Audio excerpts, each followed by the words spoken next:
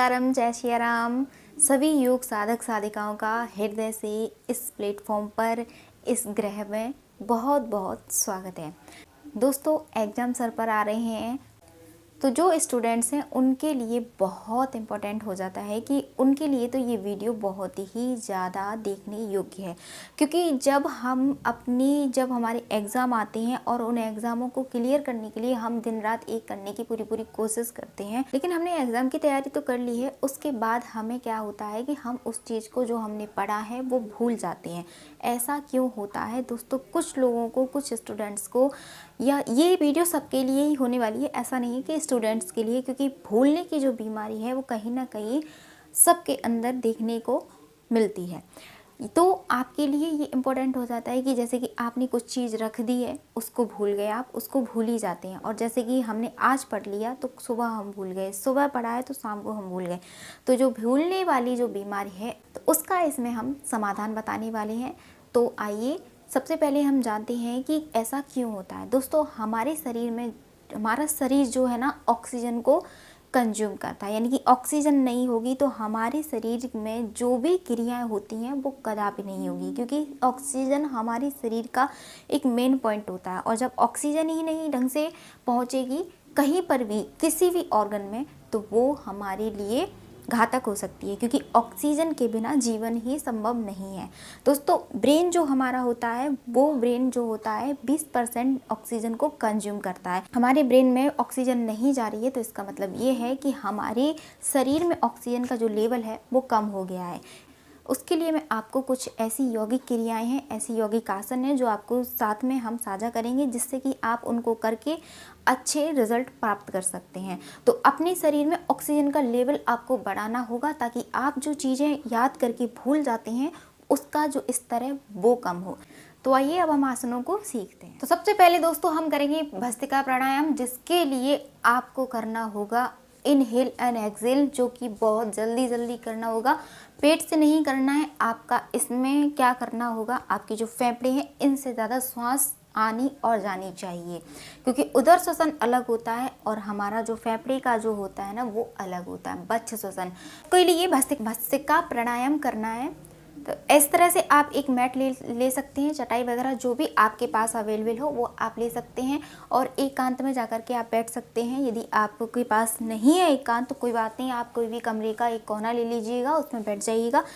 इसमें आप अर्ध पद्मासन भी लगा सकते हैं, सुखासन, पद्मासन, पूर्ण पद्मासन, अर्ध पद्मासन, सिद्धासन, जो भी आपको सुलभ लगे आप वो वाला आसन कर सकते हैं। इसमें कोई भी ऐसा नहीं है कि आप ये वाला आसन करेंगे वो वाला आसन करेंगे। जिसमें आपकी स्पाइन स्ट्रेट रहे, सीधी रहे बिल्कुल, वो आपको करना है आसन।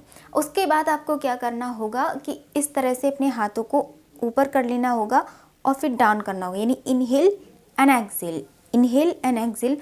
एक बार देख लीजिएगा करना किस प्रकार से है। बहुत तेज गति से आपको श्वासों का आदान प्रदान करना है।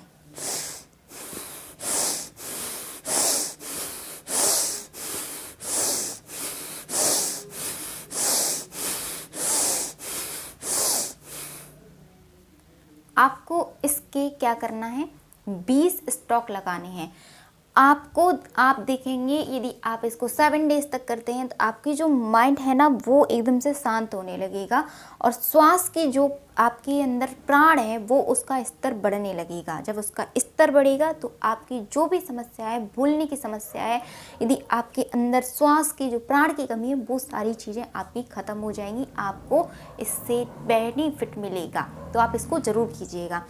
और एक और बात, आप इसको करते हैं ना, तब मैं आपको समझाने के लिए आंखों को खोले हुए थी, आपको इसमें आंखें बंद करना है, क्योंकि जब हम इस तरह से करते तो हमारे आंखें चलचित्र जो हैं चलते रहते हैं, तो इससे हमारे माइंड जो है ना बहुत ही ज़्यादा सुन्न हो सकता है, इससे हमें हानि हो सकती है। तो आपको आंखें बंद करके ये वाला प्राणायाम करना है।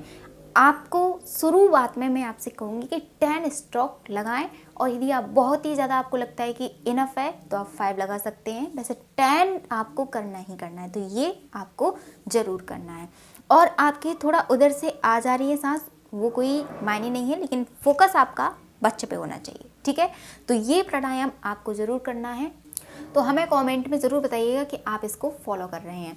नेक्स्ट जो है वो आपके साथ में मैं साझा कर रही हूँ, उसका नाम है दोस्तों भ्रामरी प्राणायाम। भ्रामरी क्या है? जो भ्रमर जैसी ध्वनि है वो हमारे कानों में जब गूंजती है, जब हम उसका गुंजन करते हैं तो वो हमारे माइंड को एकदम से, ब्रेन को जो है ना शांत करती है और हमारी प्राणवायु का जो स्तर है उसका लेवल बहुत ही ऊंचा उठता है। तो आप इसको करेंगे कैसे? अपने दोनों हाथों को लेंगे और अपने दोनों हाथों को लेने के बाद में आंखें बंद करेंगे। आपका बक्षस्थल इस तरह से होना चाहिए, स्पाइन स्ट्रेट होनी चाहिए और आंखों पर इस तरह से अपने दोनों हाथों को रखेंगे। आपकी तर्जनी उंगली माथे पर होगी और आपकी छोटी उंगली इस तरह से नाक के बीच में ऊपर होठों के मध्य में होगी। कहाँ अंगूठों से आप क्या करेंगे? अपने कानों को बंद कर लेंगे और नाक से श्वास लेंगे और नाक से भंवरे की ध्वनि के साथ में श्वास छोड़ेंगे। देखिएगा करना किस प्रकार से है।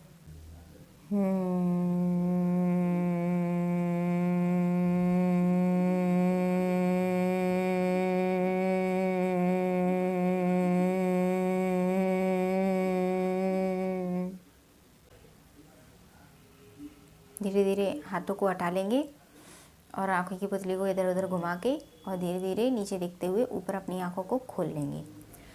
इसमें आपको ध्वनि करनी है, ओम का गुंजन करना है, भंवरी जैसी ध्वनि आपको सुनाई देगी।